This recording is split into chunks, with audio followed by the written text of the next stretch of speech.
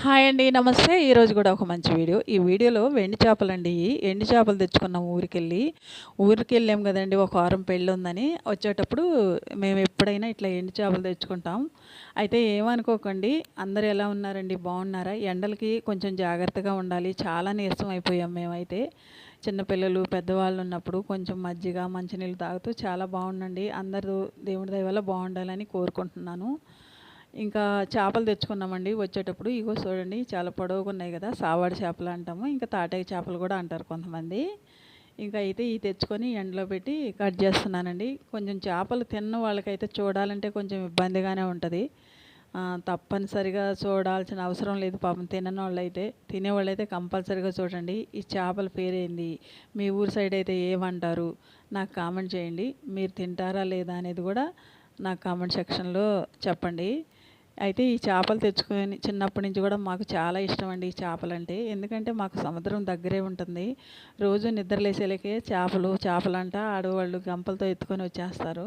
అందుకని ఎక్కువ చేపలు తినటం అలవాటైపోయి కూరగాయల కన్నా చేపలే ఎక్కువ వండేవాళ్ళు. అప్పుడు తీసుకొని మా అమ్మ గాని, మా అమ్మమ్మ గాని అసలు ఊర్లో వాళ్ళు కూడాను. అయితే మాకైతే ఈ పప్పుచారు చేసినప్పుడు ఆ ముక్కలుగా ఫ్రై చేసుకుంటే చాలా బావుంటాయి. ఇంక ఇయి అయితే మెత్తటి చేపలు, ఇంకా రొయ్య పొట్టు. చిన్న రొయ్యలు ఉంటాయి కదండీ! ఈటిలో ఇంతకుముందయితే ఇసుకుండేది కడగడానికి ఇబ్బందిగుండేది. ఇప్పుడు బావుంటున్నయి.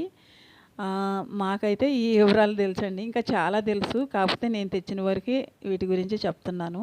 బావుంటది. ఈ కూడా రొయ్య పొట్టు పొడి చేసుకుంటే.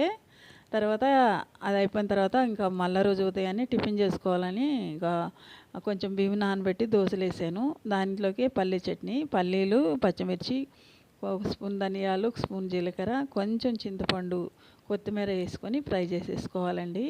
పల్లీ చట్నీ ఇష్టపడినోళ్ళంటూ ఎవ్వరుండరు. ఎందుకంటే పల్లీలే తినేస్తారు. చట్నీకి ఏపేళ్ళకి సగం అయిపోతాయి తినేసేసి.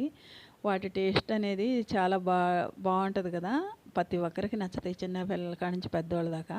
ఇలా ఫ్రై చేసేసుకొని చల్లారబెట్టి మిక్సీ ఏసేసుకొని తాలింపేసుకుంటే చాలా బావుంటది. దోసల్లోకైనా, ఇడ్లీలోకైనా, దేంట్లోకైనా గూడా పల్లీ చట్నీ అనేది చాలా బావుంటది.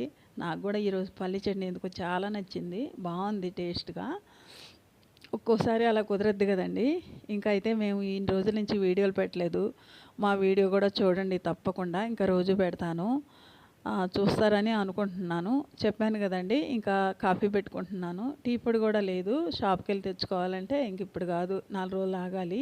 ఇల్లు ఇదంతా శుభ్రం జేసుకోవాలి గదా! వారం 10 రోజులు ఊరెళ్ళాం గాబట్టి ఇల్లంతా ఏదోలా ఉంది. ఇప్పుడైతే దోసలేసుకొని ఇంకా టిఫిన్ జేస్తున్నాను. ముందైతే కాఫీ తాగేసాను. కాఫీ గూడా నేను మామూలు షాప్‌లోది గాదండి. వెస్టేజ్ షాప్‌లోది తెచ్చుకుంటాము. చాలా బావుంటదది. ఇంకా తర్వాత దోసేసుకున్నాను. దోసలు గూడా తినబోతున్నాను. టిఫిన్ ఇంక అంతా పనయింది. మీకు నచ్చితే లైక్ చేయండి, షేర్ చేయండి తప్పకుండా. బాయ్ అండి.